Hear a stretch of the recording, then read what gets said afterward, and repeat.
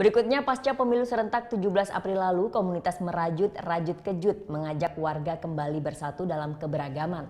Mereka menyuarakan ajakan ini dalam aksinya di Car Free Day Minggu kemarin di kawasan Jalan Sudirman, Jakarta.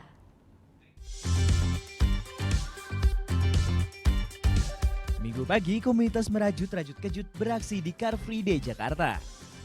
Para peserta mengarak kain hasil rajutan sepanjang 3,2 kali 8 meter. Bertuliskan merajut keberagaman, rajutan ini dibawa keliling seputar Jalan Sudirman. Dengan aksinya, komunitas ini bermaksud untuk suarakan semangat keberagaman dalam kebersamaan pasca pemilu 2019. Banyak terjadi perbedaan-perbedaan gitu yang membuat kita keluarga terpecah, pertemanan terpecah gitu, terpisah.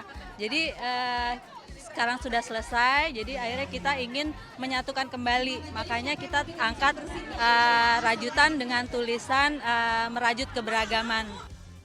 Sejak bulan Februari, 75 perajut asal Jabodetabek, Cirebon, Semarang, Surabaya, dan Malang merajut dengan semangat persatuan dan kesatuan. Chelsea Verhoeven, Sigit Wicaksono melaporkan untuk NET.